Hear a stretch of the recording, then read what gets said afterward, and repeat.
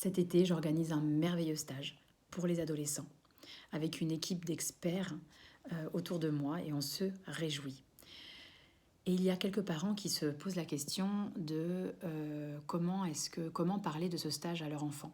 Et je ressens quand je parle avec vous, vous avez des peurs, vous avez des craintes et que vous vous dites déjà, mais vous imaginez déjà le non et le refus de votre adolescent. Donc, si je puis me permettre, j'aimerais vous partager quelques conseils de comment parler du stage à votre enfant. Donc, la première chose, c'est que c'est votre peur. C'est vous qui êtes déjà dans la crainte qui va dire non et vous anticipez déjà sa réaction. Ça, c'est une première erreur à ne pas faire. N'anticipez pas, ne pensez pas à sa place, ne réfléchissez pas à sa place et ne pensez pas déjà connaître le résultat. Première erreur. Deuxième chose, du coup, quand vous y allez, eh bien, si vous commencez à l'attaquer en le critiquant, en disant « Ah, bah, il y a Mélanie qui organise un stage, mais tu sais, tu es timide, tu manques de confiance en toi », il va le percevoir comme une critique. Or, c'est pas du tout ce qu'il a besoin d'entendre de votre bouche. Peu importe, c'est pas de vous, il ne l'entendra pas, il le prendra mal, et ce n'est pas votre rôle parce que je suis là pour ça.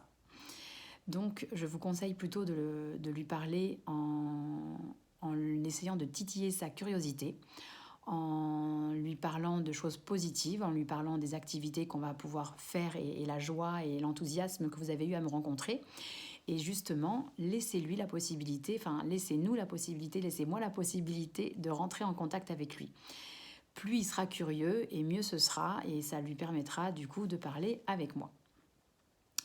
Ensuite, voilà, tout ce qui va venir de vous, ce sera de toute façon nul. Hein. Vous êtes le parent et aujourd'hui, votre parole, elle n'a plus autant de poids qu'elle avait à l'époque.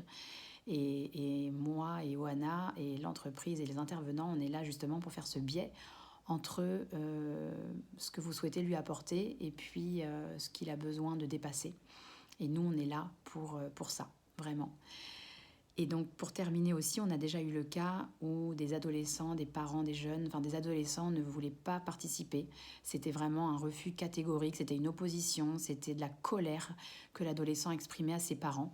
Il se braquait, il s'enfermait dans sa chambre, il voulait rien savoir. Donc, les parents, ils ont laissé poser les choses, ils ont fait ça progressivement. Mais ils sont restés fermes dans leur positionnement. Et clairement, donc dans les paroles, c'était « Mais écoute, quand tu vas chez le docteur, tu as mal au ventre ou tu es malade, je te demande pas ton avis, je t'emmène. Si tu as mal aux dents et qu'il y a quelque chose, je te demande pas ton avis, je t'emmène chez le dentiste. » Et là, c'est pareil, en tant que dans mon cœur de maman, je sens, dans mon cœur de papa, je sens qu'il y a quelque chose que tu as à dépasser et ça te ferait énormément de bien d'y aller. Et donc, je te laisse pas le choix. Tu iras au stage. Ça peut paraître... N'hésitez pas si vous avez des questions. En tout cas, le stage, il commence bien au-delà parce que ça fait partie de l'accompagnement. Le stage commence avant le stage, comme vous l'avez déjà senti et compris. Et je suis ravie en tout cas d'être là pour ça. N'hésitez pas, appelez-moi, il reste des places.